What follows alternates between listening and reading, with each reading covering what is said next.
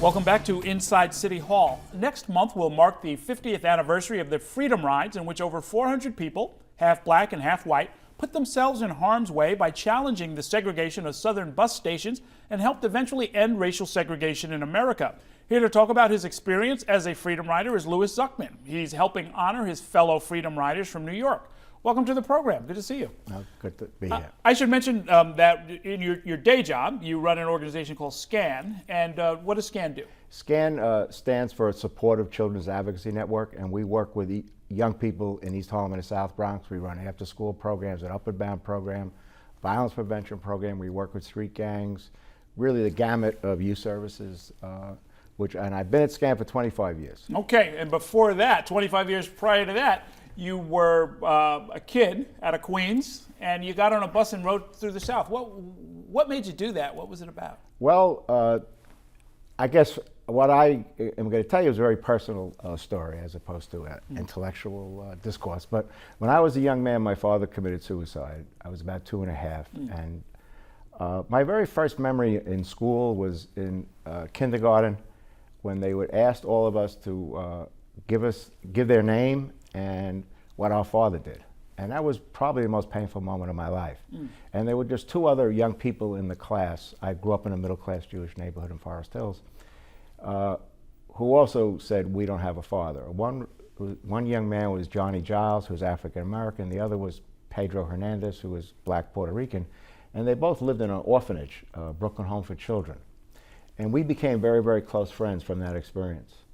As I grew up, my idol in life was Jackie Robinson, and I can't tell you why, but I had a fierce love for him, not just as an athlete, but I remember the very first book I ever read was his biography, where I learned about how bad a temper he had as a young kid, as I did, all the fights he would get into, that he was court-martialed in the Army.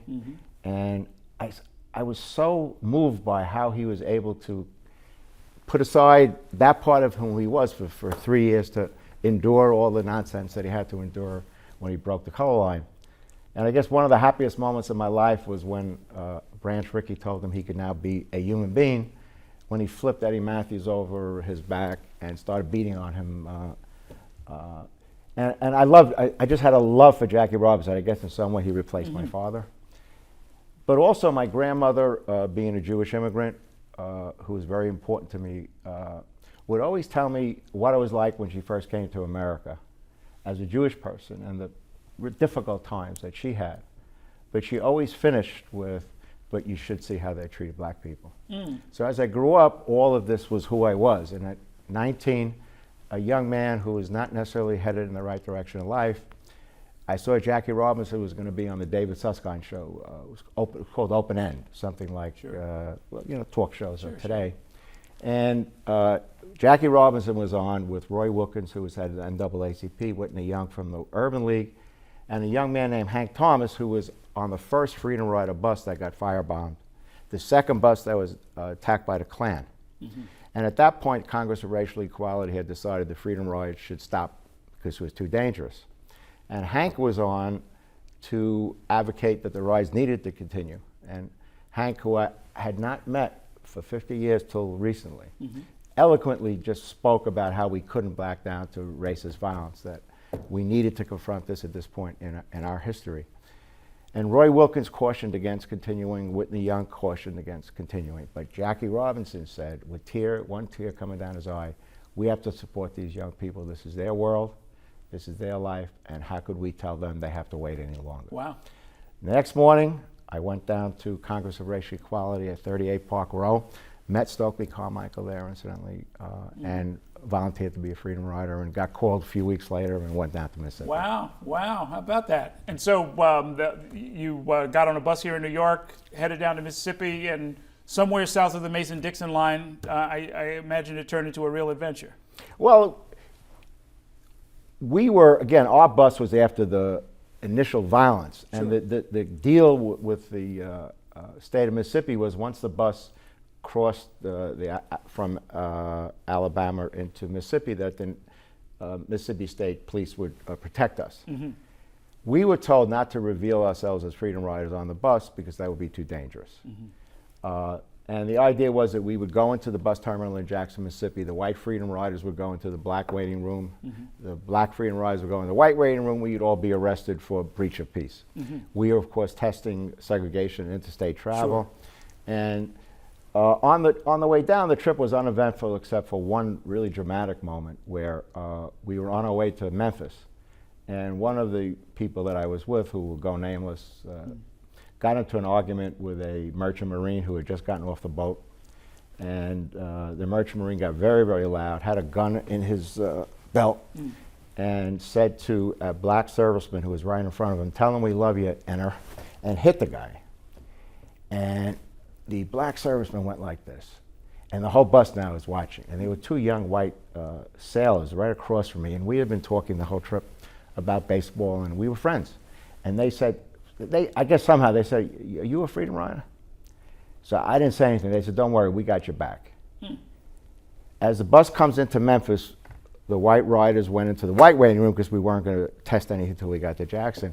And this black serviceman went into the white waiting room and sat down next to me. And, you know, people say we were heroes. This man was a hero.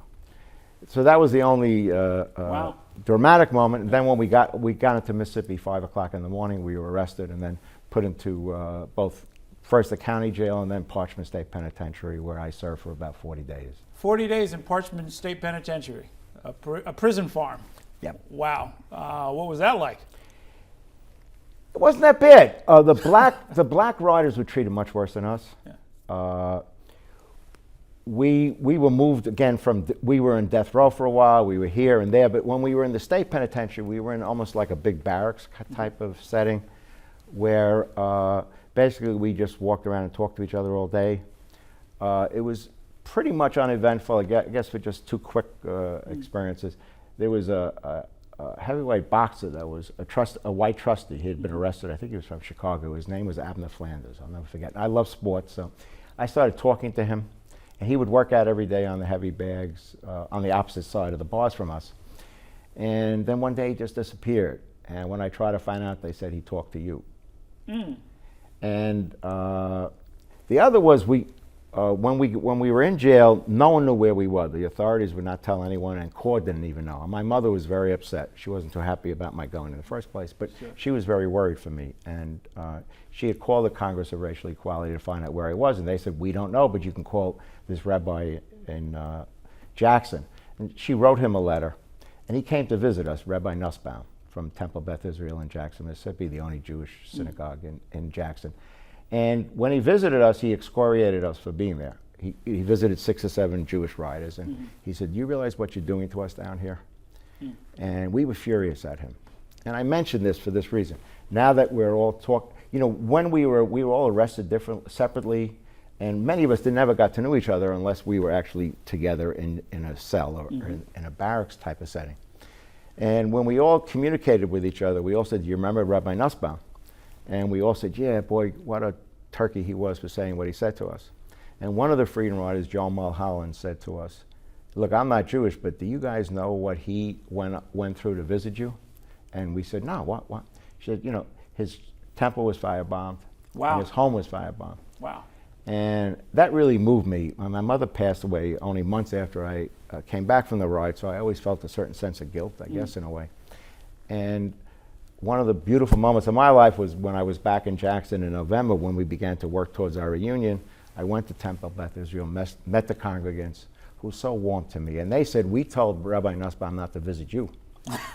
So that was our experience in prison. Fantastic, fantastic. This is an incredible story of American heroism. And I want to tell folks that they can find out more about it because there are going to be more commemorative activities, including you're going to take some kids down there to sort of retrace the route. Yes, but let me tell you, if we have a couple of seconds. When I was in Mississippi in November, Owen Brooks, who's a major civil rights activist in Mississippi, did an oral history of me. And at the end of the oral history, he said, "Lou, if you weren't a Freedom Rider, you'd be dead or in jail today."